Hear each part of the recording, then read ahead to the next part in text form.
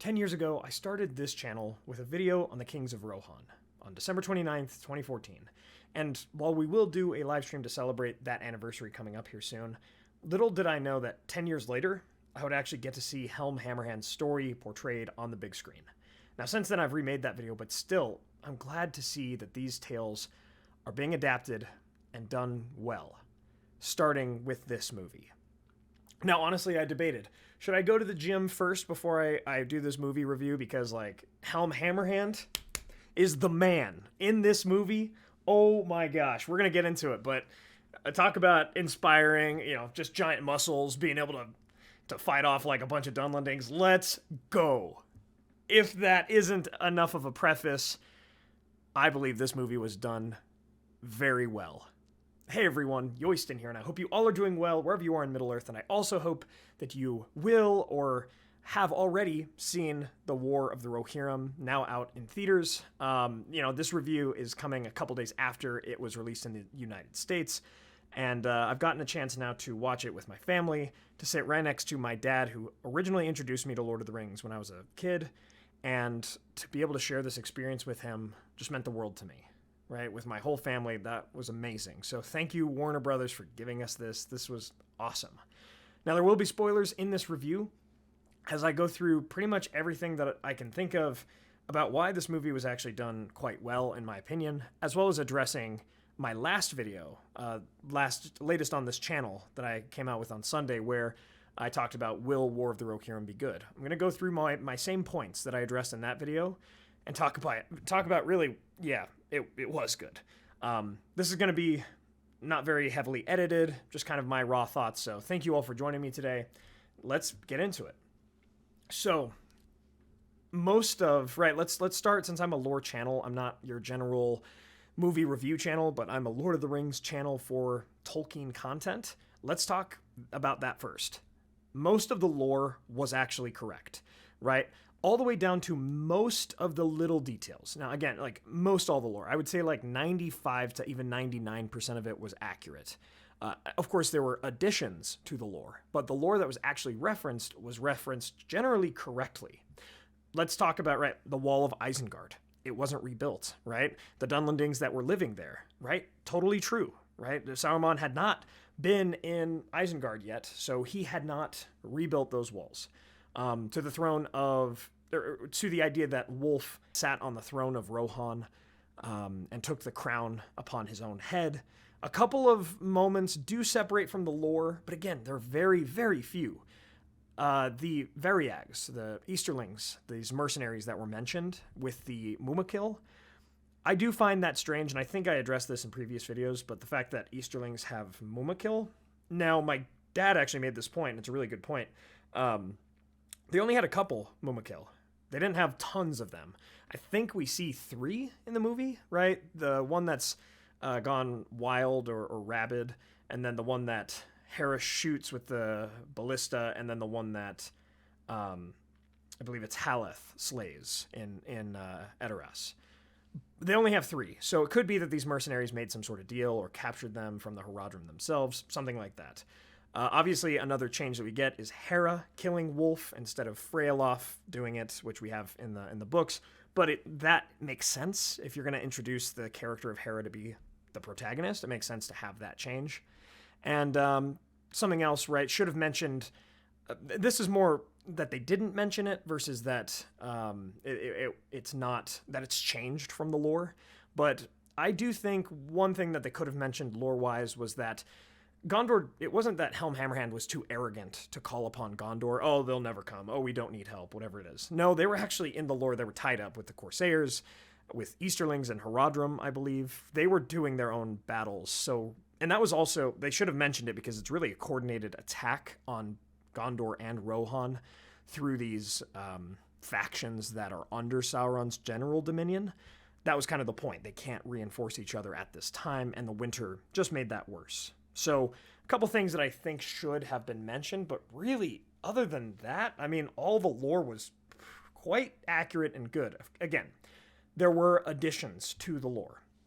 Hera having a bigger part, which we'll get into later, but that's obviously an addition. Other pieces, of course, but most of it is right on track.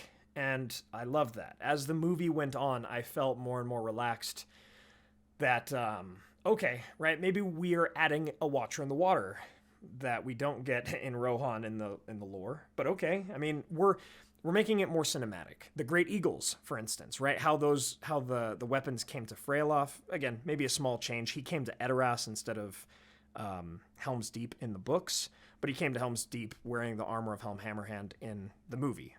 But again, if you really care about that, if that kills the lore for you, understandable, I guess, but in terms of adaptation, this is what I mean, is it's still on the general theme of Tolkien. It feels like Tolkien, for the most part, and the changes that are made in service of this adaptation more than just to spite Tolkien, as we see in other adaptations, as what it feels like, at least. Also, something strange, this isn't said in the movie, I don't believe, but some of the marketing around it from Warner Brothers has said this movie is 183 years before the events of the Fellowship of the Ring. It's more like 242 years before Bilbo's party in the Fellowship. It's actually 183 years or 182 years before The Hobbit, but it's a small thing I thought I would mention here. It does matter. And again, the lore is there, and I would even say that other than the additions that they make, there's perhaps less lore changes to characters than even Peter Jackson's movies provide. Now, again, I'm not talking about additions. There are way more additions here to the story that aren't in the lore, but I think of additions and changes to be different. For instance, Lord of the Rings Online, other adaptations, they add to it. They add more going on for the player to do or for the viewer to do, but it's not like they're changing the core events of the story. They're just adding more fat around the meat, as it were. So I don't have a problem with that because it also was really good. It was really good. So let's get into what I said more on Sunday, this last video, and kind of go from there. So one thing I was worried about is to see if anthology movies can work with Lord of the Rings lore, or if it really needs to be tied to the main plot. The only really reference to the main plot of the Lord of the Rings we get in this is those two orcs, voiced by Dominic Monaghan and Billy Boyd, which was awesome to see. I love those guys, and that chance that I got to interview them a couple years ago was just like a highlight of my entire life. It was freaking sweet, and sweet to see them back for this. They were looking for rings, right? Rings of power, one ring, we're not really sure, but they were looking obviously for rings. And that ties into where Hera ends up going and talking. We don't see it, but we know that she's going to go hang out with Gandalf after the movie ends and talk about what she had heard and seen there, which is interesting. So there's a little bit of a tie to the Lord of the Rings plot, but honestly, yeah, you get references to the movies. You get Hera opens the doors like Aragorn does, kind of, I guess. We see Helm's Deep like we do in the movies, but that's kind of the beauty of this. Is it supposed to tie to Middle-earth? It's not supposed to stand alone. And in fact, like seeing more of Edoras, seeing the Golden Hall of Medusel there, then burned down, then rebuilt, I think that's actually sweet. I think that's the point of all of this. I don't think it overly relies on it. It makes it its own story for sure. So I've been seeing that criticism around a bit of that it overly relies on member berries, right? That South Park reference of, oh, remember this to really get its point across. I don't agree with that. So Warner Brothers, excellent job. I think they are still a good fit for Lord of the Rings. Legendary characters like Helm Hammerhand, Freka, Wolf, Sauron, Freyalof, and as well as Haleth and Hamma, right? They got more character development here than they do in Tolkien's lore. Like, I'll just straight up say that. In the appendices, we do see this whole story more or less in its general beats, but we don't really see Helm Hammerhand have an arc too much in the lore. We can assume one happens, but it's not specified. In this movie, Helm Hammerhand has an arc where he sees that it's kind of his arrogance and so forth that has cost Rohan so much, and that really it's worth protecting his kids. It's all been about worth protecting his people, that he shouldn't let his arrogance really get in the way of that. And we see him have this arc. I will say, as far as Hera is concerned, and we're going to talk about the feminism and all that. We're going to, I tend to avoid politics and so forth, and I will continue to do so on this channel, but we're going to jump into that since that is the girl boss conversation is one of the biggest things surrounding this movie. And honestly, I don't quite see it. Like, we're going to get into that in a second. But as far as she is concerned, I think she could have had a couple more scenes of context. She's adventurous. Why? Why is she so wild compared to maybe even her brothers? Why is she the best rider? Why is she, I mean, she's been on the horse since she was a kid. Okay, I wish we could have seen more of that. Why wouldn't she marry someone for the fate of Rohan when it seems like maybe her brothers would have done so if like they were presented with a wife? I'm not sure. So especially when there were talks at the beginning of the movie with her getting married to a Gondorian, but she didn't want anything. She wanted to be heard, and I think that's kind of her arc, is that she is heard, she is a leader, she can trust herself by the end. But I would have wanted a couple more scenes to figure out. I mean, we get a flashback to her sparring Wolf, and I heard the metal on metal fighting of the blades, and I'm like, no way. Like, they're kids. They're just having fun sparring. And then she cuts his face. It's a little thing, but I'm like, who left these kids alone with actual swords? Or who gave them child-sized swords and made them real? Because there are some swings where, man, I was like, there's no way. Those have to be wooden, right? A little thing, but kind of funny. Like, they were sparring with actual weapons when they were tiny kids. But I wish even like a couple more flashbacks, or even a bit more narration of like, why is her character, even if it's told to us, not necessarily shown. Obviously shown is preferable, but I wanted to know a bit more about the character herself and why her personality and the arc was the way it was. But not a huge problem for me. Let's keep going here. So, show us that new adaptations of prequel lore can work and can be good. Absolutely, right? Make this the best on-screen adaptation we've seen since Unexpected Journey or The Return of the King. I would say so. This is certainly better than Rings of Power. Absolutely better than Rings of Power. And anyone saying otherwise, I'd be curious to hear why you would put this alongside or worse than Rings of Power. It's certainly better. I would put it up there with, The Hobbit. Maybe not quite the Lord of the Rings trilogy, at least not yet. Give it a couple years and we'll see where it kind of stands, and if it stands on its own with that. It's not quite as epic in the same sense, but it's really, really good. And I would put it up there maybe next to The Hobbit, maybe next to Born of Hope. I mean, obviously, Born of Hope was a fan-made film versus this is a full studio, so I'd put it above the fan-made stuff, right? The production quality is great. It is there. So this seems to be like a return to good Lord of the Rings on screen. And I'll talk about this at the end of the review, but I'm hyped, man. I'm so hyped about Lord of the Rings and wanting to re-engage with the lore of Rohan and get back into it. And it's just so good. It's so good. And it gave me that feeling that I always wanted with any Lord of the Rings adaptation. The moments of hype, of sorrow, of just the things that got me into Lord of the Rings in the first place. It's there. So new music, speaking of the epicness, there is new music. A lot of it does tie back into the themes and so forth of Howard Shore's Lord of the Rings score and so forth. It's good. I don't think it's as good as the original trilogy or even maybe the Hobbit trilogy's music, but it's pretty good. Kind of repetitive at times with the Hera theme. I don't know if that's what it's called, but it is a theme that really goes from the Rohirrim theme that we're all used to into hers. There's a lot of hers that's there. Some good tie-ins to the original music, and yeah, some new music to boast, but I think it just didn't have the same oomph as Howard Shore's Lord of the Rings music. And maybe that's too high of a bar, I'm not sure, but yeah, it was still good. It was still good. I would say, while I do love Bear McCreary, he's not given, in my mind, the proper space in Rings of Power to really delve into how great his music can be.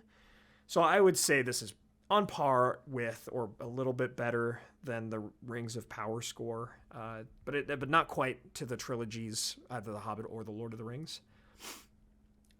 So okay, yep, we're here. So let's come out and talk about it.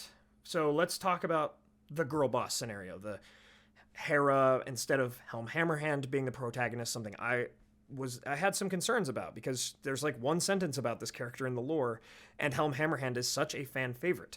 Was it worth making her the protagonist? Yeah, I would say so, because Helm Hammerhand still does everything he does in the lore, like everything, almost to a T. It's wonderful.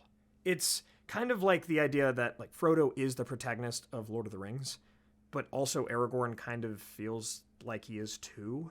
That's how I'd say this is. I mean, we see Helm have scenes by himself on his own doing things. Sure, sometimes it is, most times it is from the perspective of Hera, but he still does everything he does in the lore, and then we get more on top of it. Again, going back to this idea that it's not like there's changes too much, but there's more like, there's just more. There's just more context, more character development, more everything being added.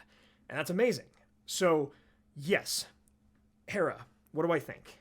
I think she's inspiring. I think she's awesome. I think a couple of her lines could have been written a little bit less cliche, a little bit better. There was one thing that I more or less thematically had a problem with, this bride of death idea. Towards the end, she literally wears a wedding dress during her final fight with Wolf. Yeah, obviously it's meant to mirror the fact that she was meant to marry him originally at the beginning of this movie, and if they had gotten married, this whole thing could have been averted, sure. But I wasn't a huge fan of that. It seems like the dress would have really gotten in the way of her like fight. It was kind of like she made it harder for herself to win. We don't see the dress get in the way, but I must imagine it would. I don't know. Granted, this is coming on the heels of my boy Helm running out like with a tank top on, pretty much fighting a troll. So I can't talk much to that. But the Bride of Death, theme, this idea of I'm married to death, right? With Rohan being their whole like thing, kind of tying into them crying death when they charge. I honestly think I would have liked it more if she'd said, I'm no one's bride, or I'm the bride of Rohan. Right? Something like that. I am not your bride, I am the bride of Rohan. To where she exists for Rohan, for her people.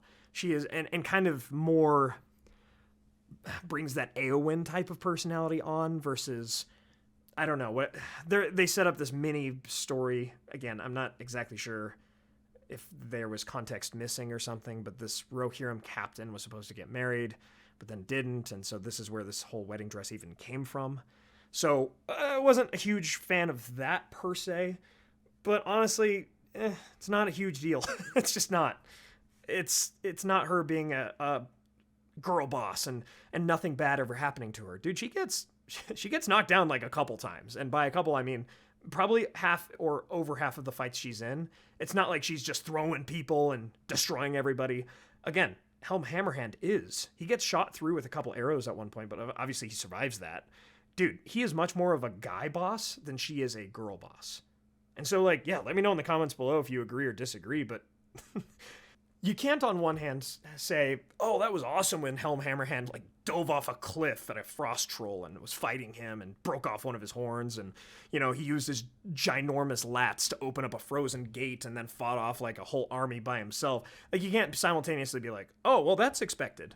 And then look at, Hera having success in a couple battles and be like, oh, girl boss, oh, no, I just don't buy it. Like, that's insincere. That's not, again, the first few fights she gets captured, she gets beat to the ground, like dude, so I don't know. I don't know what the internet's on about right now, and again, I try to usually avoid these kind of conversations because, I mean, this is a Lord of the Rings channel. It's meant for escapism, not for and obviously it would get more views if I did talk about it, but that's not what I'm here to do either. The culture war stuff can go elsewhere, but it's not really an impact here.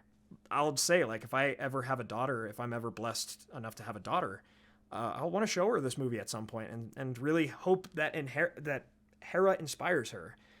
Because Helm inspires me, so why can't female viewers of Lord of the Rings be inspired by, one of the only female characters in a Lord of the Rings adaptation that we see? I mean, let's go. Like, Galadriel, Arwen, Éowyn. And, like, that's pretty much it.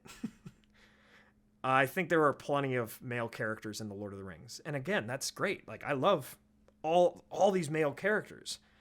Why can't we have an adaptation where there's some good female characters that actually do good jobs? I don't know. I don't know what the internet's what's up with that. So again, it's good to have some female characters for once that are not over the top powerful just because they're women, but because they're actually skilled warriors of their own making.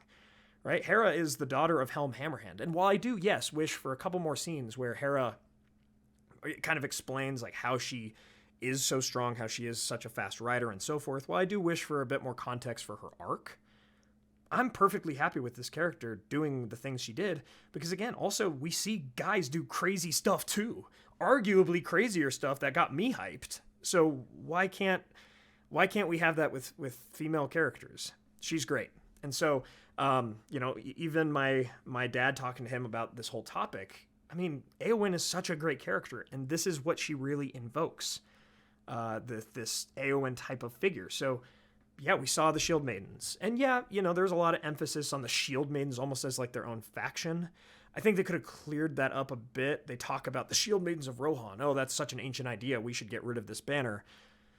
They could have delved into that. I don't know if that's like a sub-faction or if they just, Shield Maidens just popped up in different sub-factions. Like, were they in the East Eminent? Were they in the West Eminent? Were they around the, Edoras or its former capital of Aldburg? Where were the, if this was a faction in and of themselves, like these Amazonian warriors, I mean, they could have expanded that, because that's kind of what they insinuate in a couple moments. But again, I don't have an issue with this. So it sucks that the internet does, and that maybe it's causing so much controversy around this movie. But dude, this movie's sick, and it made me want to hit the gym as a guy. So yeah, there are plenty of guy boss moments, plenty of girl boss moments. There you go. That's what I'll say about that. I'll need my hype, Helm Hammerhand motivation, hit the gym videos from YouTube from cuts of this movie, because oh my gosh, that's going to make me go through the 4:30 a.m. workout sessions. Like, it's going to be sweet. Like I said, right, the clips and trailers tell us a lot about her. This is what I said in my last video. Will they be able to show us these things? Kind of, right? To stay true to what I was asking for in that video, kind of. They show her doing a lot of crazy, cool, good things and being a smart tactician, right? When her brothers and her father and so forth are defending Edoras, she kind of figures out, oh wait, there's a traitor in our midst who's working with the Dunlendings. We got to get people out, because there's no way Edoras survives this. And boom, like that cunning, that intelligence was awesome. And I don't know. It doesn't show I don't think she's Rohan's best warrior, but I don't necessarily think the movie tells us she is. Yeah, we're told a lot. I wish we were shown a bit more of her training and her former years, some context to establish, again, why she was so wild and fierce and wanted to be more of an adventurer than to stay in Rohan, per se. So, I don't know. I didn't think that was bad. I think it did prove to me why it was her story and not only Helm's. Because there was a whole other section of this story that they wanted to explore with her, and Helm being almost on the level of a protagonist, but also this mentor figure, but also someone who's kind of gone through it and has his own arc. So I think she earns her spot. And speaking of earning something, the other thing that I was really watching for is, does the content match the style? AKA, is it worth it that this is an anime and not a live-action movie? Is that worthwhile? And I would say it proves to be, right? This would have been really hard to make in an... they would have had to be quite changed for this to be a live-action film. But are there anime tropes? Yeah, there kind of are. You get a couple of the pieces of the dialogue that we do see in the trailers. But it's less obnoxious than I was worried it might be. She is a shonen, meaning an arrogant protagonist of an anime. She is a bit of that. But literally her dad is, again, Helm Hammerhand, and he's also kind of arrogant. But he's also, like, he's got that dog in him. He's sweet, dude. He is freaking awesome. So, I don't know. I mean, that arrogance comes from somewhere, and part of the movie is, it's like, what's really important? Is it important to get the final blow and to finish off the cycle of vengeance with a sword through your enemy's heart? Or is it more important to defend the people that you love? And that's a cool thing, too, that I was talking to my girlfriend about. The fact that, I mean, in the lore, Freyalaf comes down after the snows melt, and he goes to Edoras and he kills Wolf, puts his sword through him, right? And that's not how Hera does it with Wolf. She kills him in the end because she has to, but she also does it with her shield, which is interesting. I thought, like, why? But the symbol, it's the symbolism of she died defending Rohan, not killing him out of vengeance. She died in defense, not in offense. And then, of course, she makes sure that Freyalaf lets the Dunlendings go back. This makes me wish that in the Two Towers movie, we had seen more of the Dunlendings, and that when they heard the horn of Helm Hammerhand, they paused in fear because they thought he had returned, just like it happens in the books. It actually makes me wish we had seen a couple more scenes in the Two Towers movie because of what's established here. And that's something else. Even though this is an anime, it so feels like Middle Earth. Not to everybody, maybe. I've seen some reviews where people say that's not quite the case. To me, it does. Helm's Deep looks the exact same as it does in the movies, in Peter Jackson's movies. Edoras, same sort of deal. Like, it's so good. It's so good. And yeah, even though it's an anime, I think some of the larger-than-life moments, Helm and the Frost Troll, or the Watcher and the Mumuk, that needed to be anime, and it really shows through its own style. I think the style matches the quality of the content, and that's wonderful. That is wonderful. It makes me hope that we'll get Silmarillion anime at some point. Oh my gosh, that'd be amazing, and honestly, probably the preferable way to adapt that story. So, no, I'm very